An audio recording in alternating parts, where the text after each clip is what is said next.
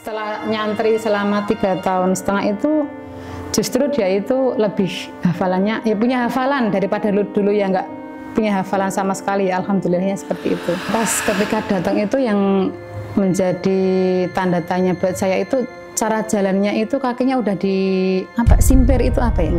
Agak pincang ya. Oh itu.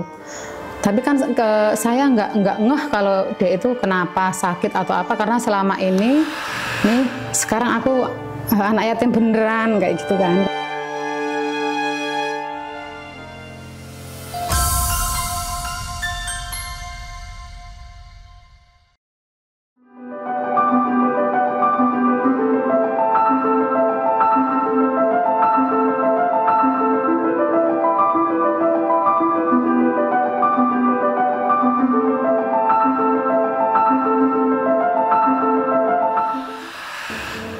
Kalau misalnya kamera ini adalah lensa atau perantara ibu langsung bicara dengan Allah, apa yang ibu sampaikan pada Allah dengan perjalanan hidup?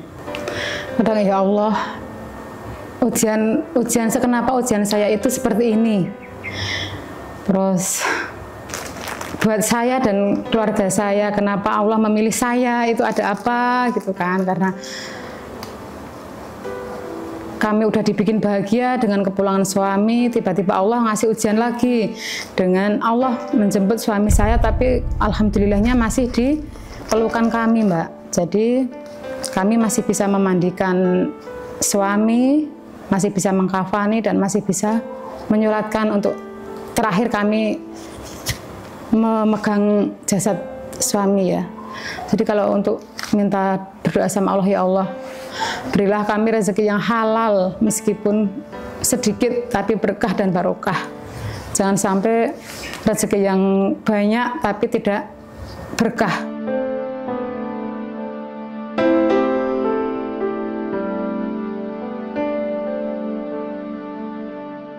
Ibu pernah nggak berdoa karena ibu merasa dunia atau orang-orang di luar sana ada yang pernah tidak adil terhadap suami, meskipun mungkin ibu dan bapak almarhum sudah ikhlas ya menerima itu semua ya, tapi adakah sesuatu yang ibu anggap ini sesuatu yang sesungguhnya zalim dan ibu hanya ingin berdoa pada Allah pada kezaliman itu? Ya, pasti doa-doa itu ada, tapi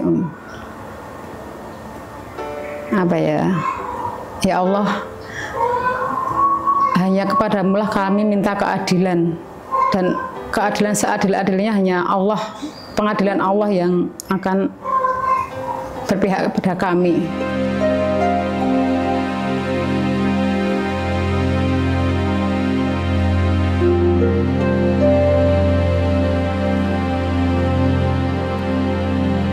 Pesan kehidupan apa yang ditinggalkan oleh suami terakhir kali kepada ibu dan keluarga? Suami itu bilang gini, rezeki kita itu apa yang ada di tangan kita itu rezeki kita kayak gitu kan. Jangan lupa sholatnya, ibadahnya ditingkatkan kayak gitu kan. Apa kenangan terindah dari suami dan momen-momen kekeluargaan apa yang ibu sering teringat tiba-tiba saat sedang mau tidur atau kalau kita mudik ke Wonosari itu kan jalan yang kita lalui itu sama seperti jalan yang waktu suami masih ada itu kan.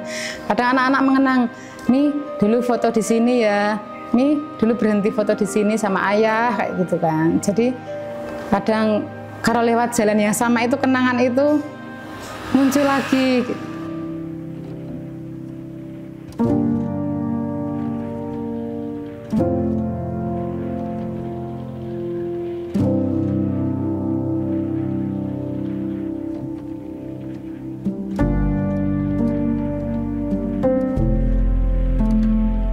Ya, anak-anak udah pulang dari pondok lo, udah liburan. Pengen denger ceritanya enggak?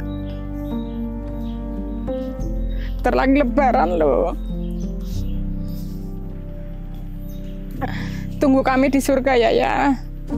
Ketika kami belum kelihatan di surga, tolong cari kami ya.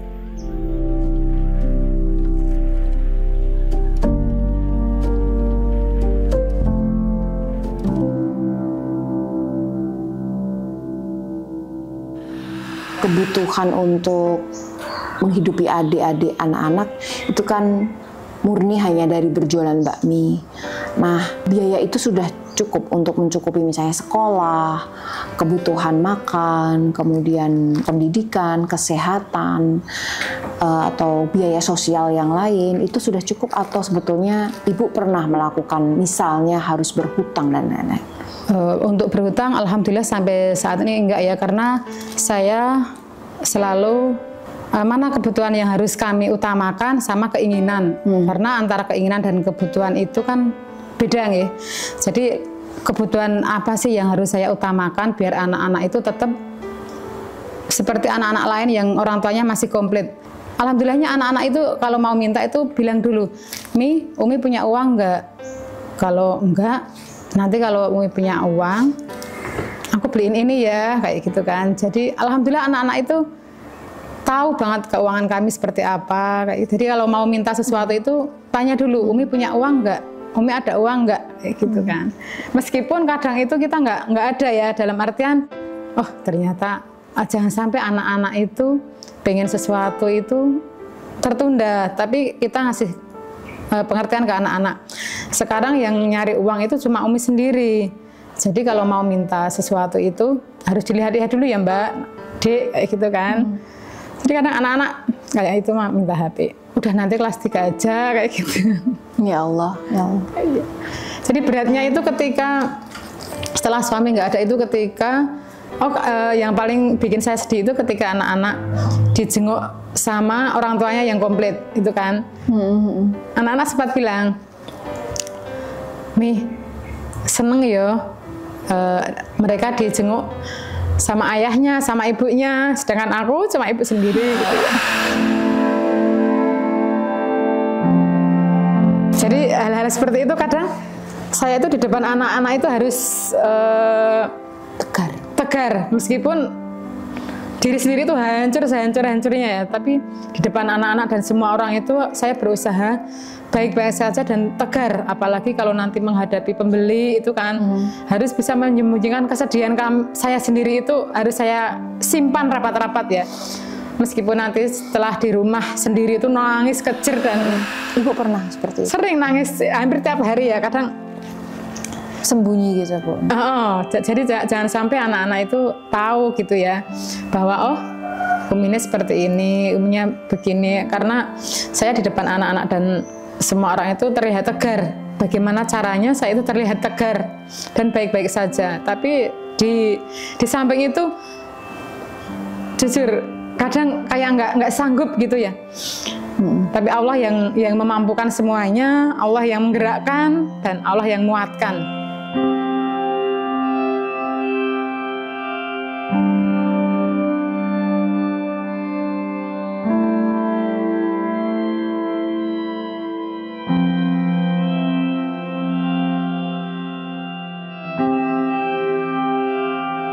Kalaupun sudah tidak ada pundak orang untuk bersandar, masih ada sajadah untuk bersujud lah, kira-kira seperti itu ya Bu. Insya Allah.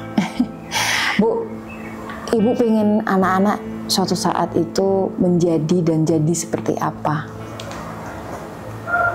Saya nggak berharap banyak sih Mbak. Kadang doa saya, ya Allah jadikan anak-anak kami amanah, 2 amanah ini jadi anak-anak yang solih-solihah. Masalah rezeki itu udah dicatat sama Allah jauh sebelum mereka lahir ya. Jadi setidaknya jadilah anak-anak itu anak-anak yang solih-solihah. Itu aja. A'udzubillahi minasyaitonirrajim. Bismillahirrahmanirrahim. Alhamdulillahilladzi anzala ala abdihil kitaba wa lam yaj'al lahu iwaja qayyima.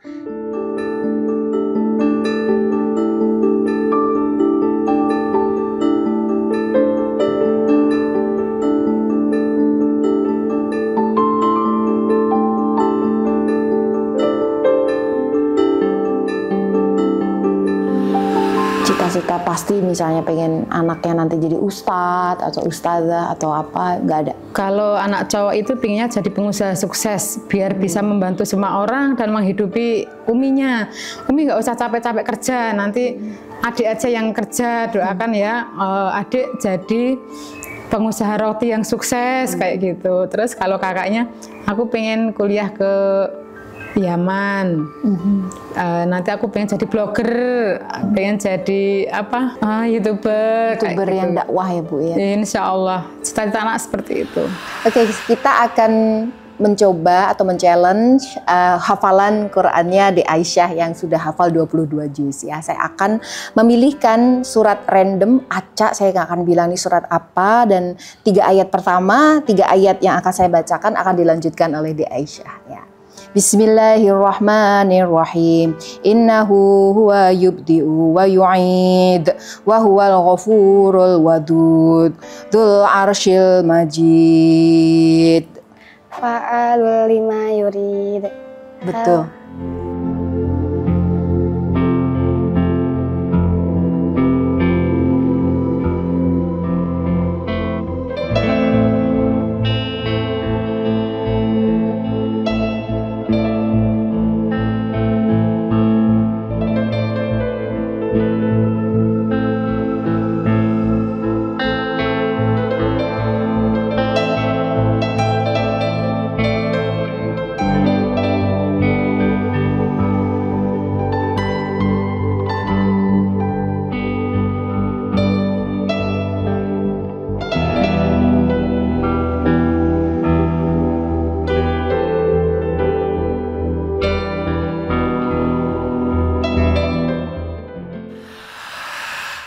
Kalau dulu pas ada suami itu, suami yang belanja ke pasar, saya yang masak di rumah, bikin ngerebus ayamnya sama ini apa nasi.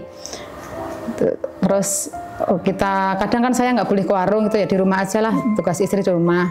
Terus suami ke warung jualan, yang jualan suami itu kadang momen-momen ke warung bersama dibonceng kayak gitu kan, kadang pengen juga ya.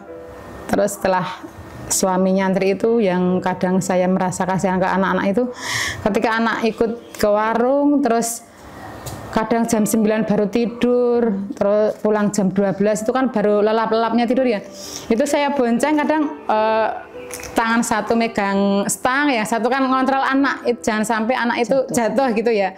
Itu momen-momen yang apa ya, nggak bisa terlupakan buat saya. Jadi perjuangan itu seperti ini gitu ya. Allah itu indah banget ngasih ujian ke kami itu ya, Masya Allah.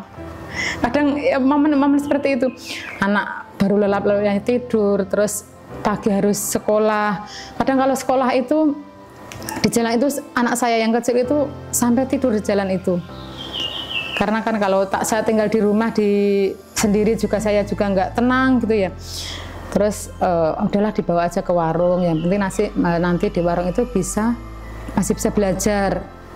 Jadi momen kalau mau pulang dari warung itu, ya Allah kasihan ya, harusnya tertidur lelap, baru saya bangunkan, saya bonceng di belakang. Itu hal-hal yang berat buat saya itu seperti itu. Pernah punya cita-cita haji atau umrah nggak Bu sama suami? Terus sekarang nggak mungkin Dulu itu suami itu udah ada niat dan mendaftarkan itu kan, baru mendaftar. Daftar apa Bu? Daftar haji dulu itu. Qadarulahnya ada satu hal yang nggak ini, jadi nggak jadi daftar lagi. Pada setiap peristiwa atau musibah apapun, Ibu selalu melihatnya positif, Ibu ikhlas menerima, Ibu husnudzan pada Allah. Itu apa sih resepnya gitu? Dan ini bisa menjadi inspirasi buat orang-orang di luar sana juga yang mungkin mengalami hal yang sama, atau musibah atau peristiwa nggak sama, tapi mereka pun juga mengalami perasaan yang berat menghadapi peristiwa atau kehidupan itu. Buat teman-teman dan semua ibu-ibu yang di luar sana, kadang di titik terendah itu kadang pengen nyerah, tapi ada Allah yang menguatkan kita. Jadi jangan sampai kita itu menyerah. Dan merasa bahwa oh Allah itu nggak adil buat kita. Setiap takdir Allah itu indah buat kita karena kita mungkin orang-orang pilihan yang dipilih Allah mendapat ujian seperti ini.